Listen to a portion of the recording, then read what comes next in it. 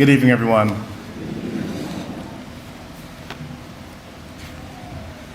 There was a toss-up between who should preach at this Mass, and unfortunately, it befell to me. In 1981, the 10th of February, to be exact, I wrote a poem. And I wrote a poem entitled, That Tall, Tall Man.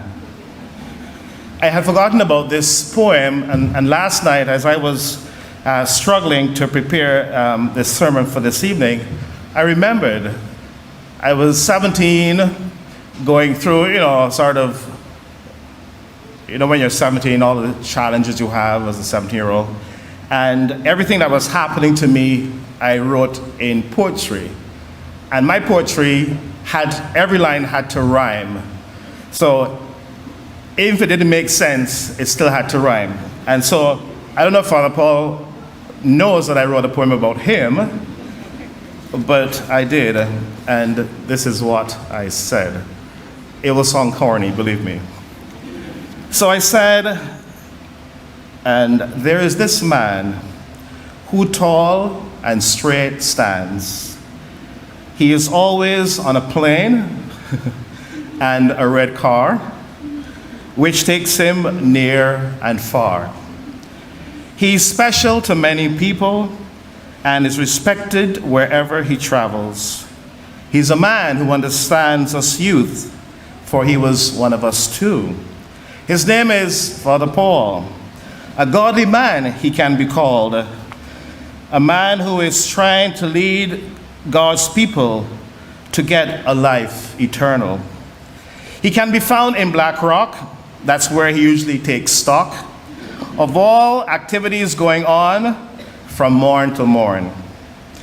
He's a man that has changed many people's lives because he has shown them how to strive. His work and life has yet to finish, for he will last until life on earth diminishes. So that's that.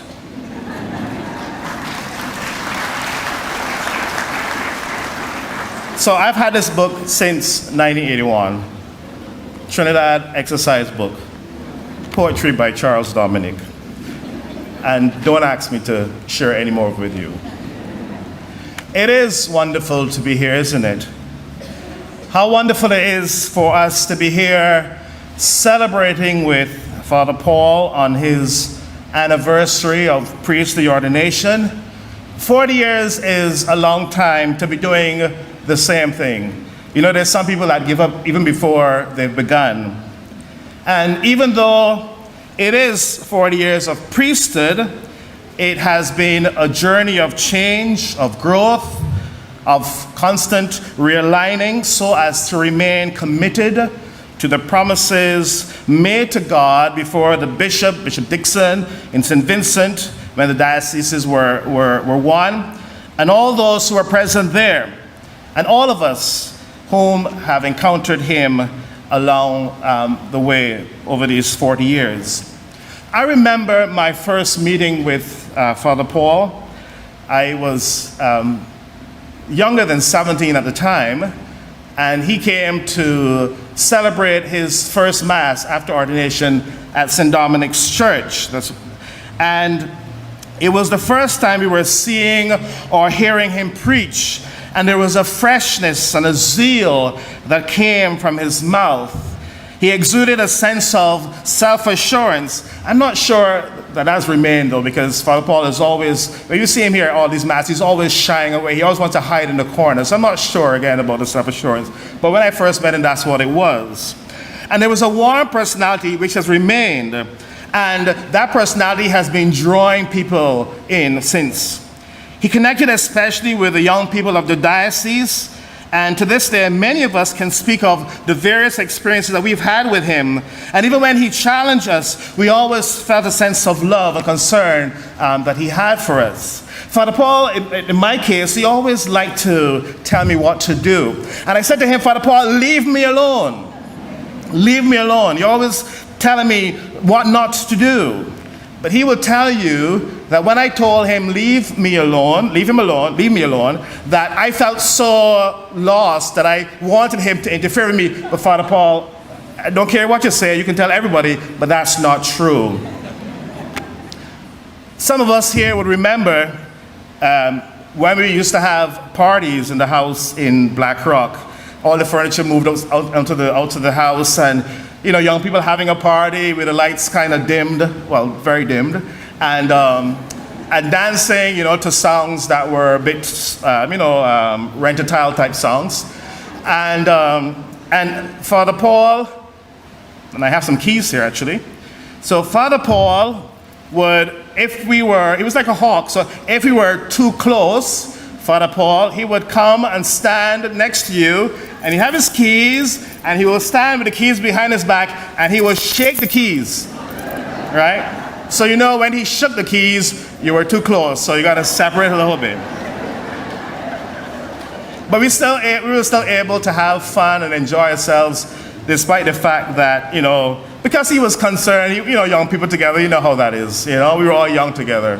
All of us were young at some point. But I want to say, and I think the bishop began it quite well when he said, and in truth and the fact, this celebration is not simply about Father Paul. And I know that he doesn't want it to be, because he kept saying to me, Father Charles, do not focus on him. Do not focus on him. And for me, I always listen to my elders.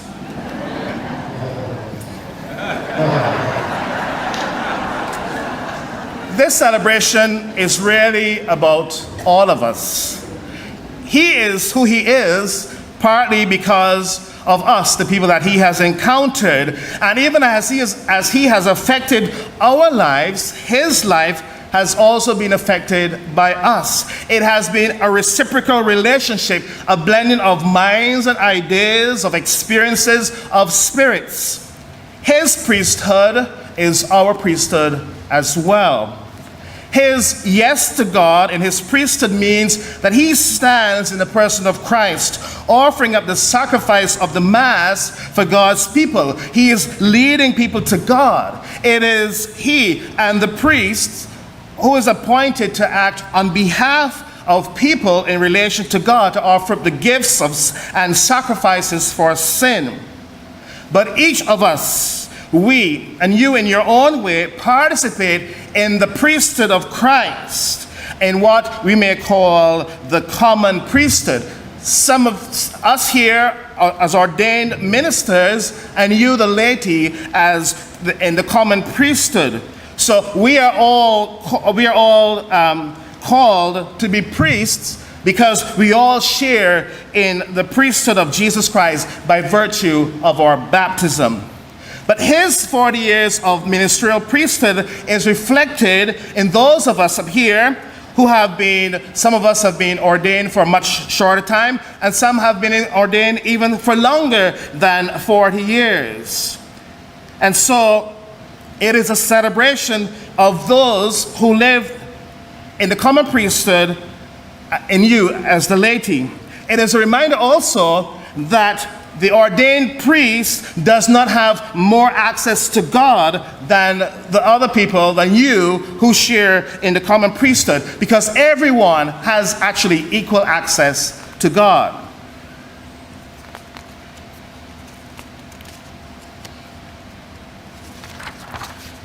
So, in all the years that I've known Father Paul, and I'm sure he have told me why he became a priest, but he never said why he chose this particular feast of the Transfiguration as his ordination did. But I thought about it, and it seems to me that it is the perfect occasion, or was the perfect occasion, because on that day, what is being celebrated and what we remember is that the three disciples witnessed for themselves the glory of God. And even as Jesus was transfigured, the lives of those disciples were changed forever. One does not get up one day and decide one wants to be a priest. Father Paul had to have experienced the glory of God in some way. And each day he relives that experience. His life was transfigured, and his life continues to to be transfigured because of his relationship with God and with God's people.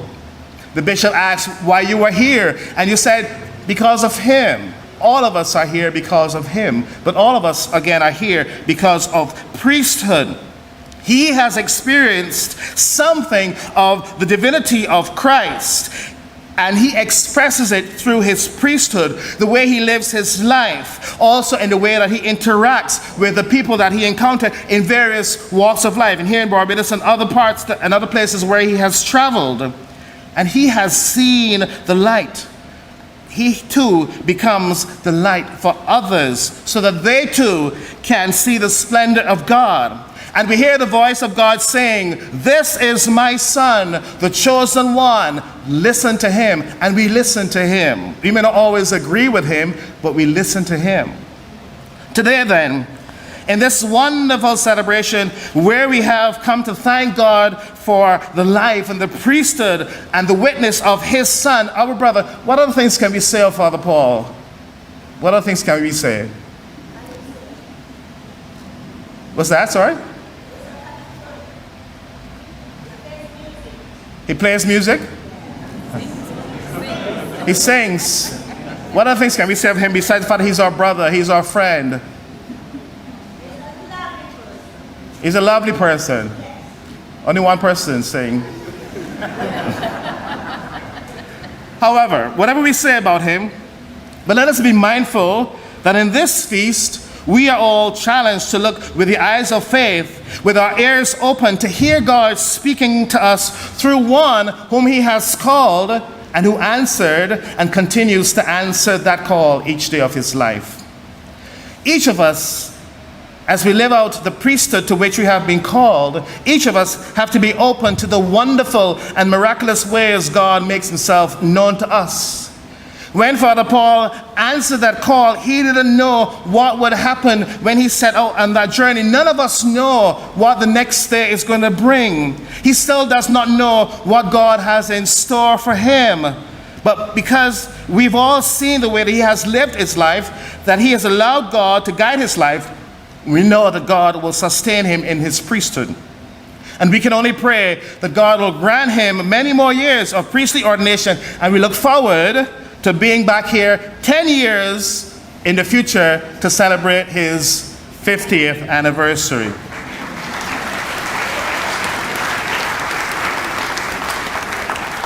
So, Father Paul, Michael Hunt likes to say that he's my father, and I always challenge that, but nonetheless. Father Paul, happy anniversary. We all wish the best of all that life has in store for you. And as you continue to give your life to God and others, may blessings be yours in abundance. Thank you for touching our lives and for allowing us to touch yours. We are all the better for all the wonderful experiences that we've had. And I pray that God may bless you now and always.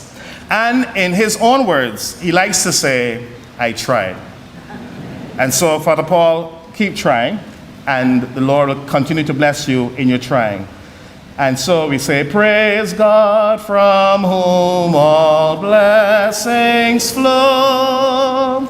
Praise him, all creatures here below.